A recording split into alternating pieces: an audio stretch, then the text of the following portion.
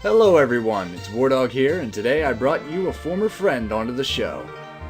Hey everybody, it's Mike, returning to kick Wardog's butt at another Disney game. Oh really? And what game would that be? I say we take a look at Aladdin. I already played that though.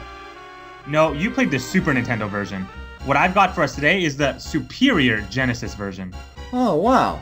I never actually played much of this game, just a couple levels. Well, me neither, but everybody says that it's the superior version, so why not take a look? Ring, ring, ring, ring, ring, ring, ring, banana phone. I don't... What? This is the superior version? Really?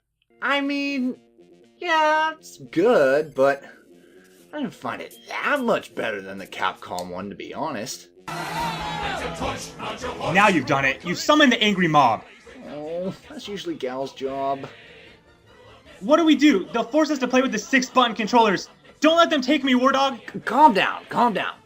Look, I know everyone and their Pokemon trainer loves this version with a fiery passion, but I think it's time that we peel back those blast processing goggles and really dive into why someone, like myself and Mike here, just find it to be... okay.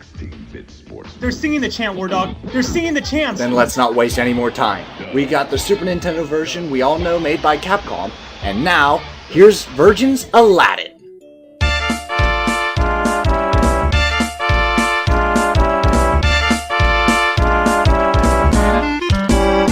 I'll get the obvious one out of the way. The Genesis one looks better. It's smoother, the animation is crisp, and it looks exactly like the cartoon. But I say, Revenge of the Sith looks better than A New Hope, so looks don't mean much to me. I need to dive into its soul. Well, there is also the fact that in this one, Aladdin wields a sword. Ah yes, the sword. The pandering to the young boys mechanic, despite being completely out of character. Tell me, Mike, what's the first song in Aladdin called? Arabian Nights? Right. What's the second song in Aladdin called? One Jump Ahead. Aha! What was that second word? Jump? Right. It's one jump ahead, not one slash ahead. See, out of all three movies and even the TV show, Aladdin rarely uses a sword. At all. That's not the kind of guy he is. Our pal Al is a street rat with acrobatic abilities, a clever mind that helps him get out of the sticky situations, and it's his wit and speed that gets him out of trouble, not the sword. He only uses the sword if the situation calls for it, but he's not just gonna slash away at anything he sees. Not to mention, even accepting the sword, the hit detection is not very good. You just swing randomly and pray to God you hit something. No precision, just sloppy slashings. Like Lester. And this adds to the game's unfair difficulty. It was a bit clunky for me, not as precise as the apple or hopping off someone's head. The sword didn't give me as much trouble as the level design did. I mean, look at this. Oh yeah, the earthworm gym mechanic. Thank God we've evolved past those. What do you mean? Well, you see, a lot of Genesis and SNES games had level layouts where you do this shit. I always think of this when it comes to poor control and lousy level design. People love Earthworm Jim, but his floaty controls and this crap always drove my patience off a bridge. And how about the fact that you don't know where to go in what's an actual platform? Everything is just kind of blended together with no real indication regarding what you interact with. And for the record, I hate this controller. So let's move on to the next aspect, the soundtrack. I'm gonna be completely honest here. It's not my cup of tea. The sound chip on the Genesis was always an unpleasant one, and a majority of tracks from Genesis titles have been known to give me migraines. Case in point, the boss theme. Now take this with a grain of salt.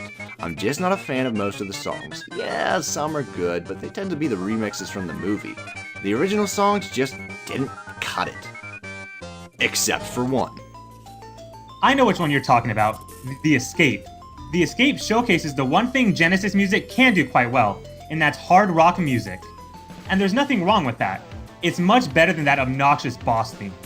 Wait a minute, who the heck? Gazim? You're alive? How?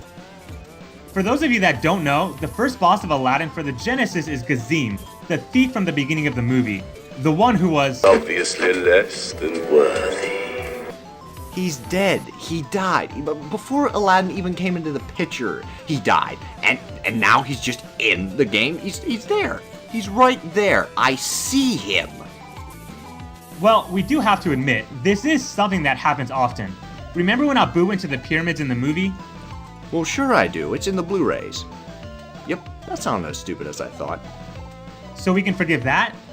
That one we can, but the last boss, we cannot. So we finally make our way through Jafar's palace, take on Jafar, who is zapping us with his staff. All is looking good. What the hell is that? The snake? No, that's no snake. This is a snake. This is a snake. What is that?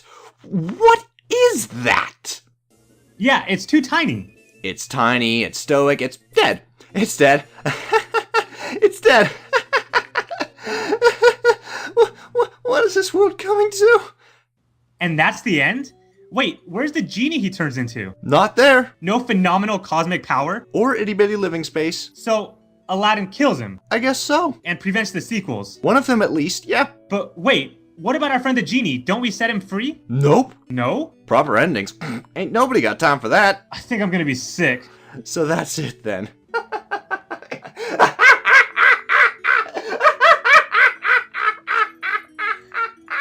Oh boy, he's cracked. Wardog! Wardog, get a grip! Oh, nice grip. What was the point? That's it? That's all you're gonna give me after all the horrible jumps, annoying bats, and lava death after lava death? That's all I get? It feels wrong. That's not how you end Aladdin. Hell, it's almost like the creators are saying, well, that's it. Sorry for wasting your time, but what do I care? I got your parents' money. I'm sorry, folks, but this one's the deal breaker. You can look good and have great animation, nice sound, and ignore the magic carpet ride with Jasmine, but a terrible ending can ruin the experience for me. Don't believe me? Just ask the Mass Effect fans. Oh, he went there. Oh, I did, and worst of all, why should you accept this when something much better is just a system away? Nip it in the bud, good sir. Though these games are neck and neck depending on your preference from start till Jafar's Palace in quality, the Genesis version takes a nosedive in the final act and turns into a generic kill final boss, end the day kind of ordeal, here's your pointless high score. The Super Nintendo version actually plays through the movie, and it's done quite well. We have an actual fight devoted to Jafar's snake form after the battle with his sorcerer form, and the snake form has its own boss theme. Seriously, Genesis, you couldn't even give us a final boss theme? And then Jafar turns into a genie, we get some cool animations, Aladdin frees the genie, and we all enjoy a whole new world. Leaving the Genesis version in the past so I can sit and think about what it did wrong. All I got from the Genesis ending was, want something in life? Kill the bad man, keep your friend as your bitch, grab the girl and go home. Street rat for life, homie. Burn! Final thoughts, Mike, cause I just signed my own death warrant. Well, I think we can all say we learned a valuable lesson today that sometimes graphics don't just make a game. I can't argue that the Genesis version has superior graphics, but the SNES version was better in almost every other way, and definitely including that last boss fight.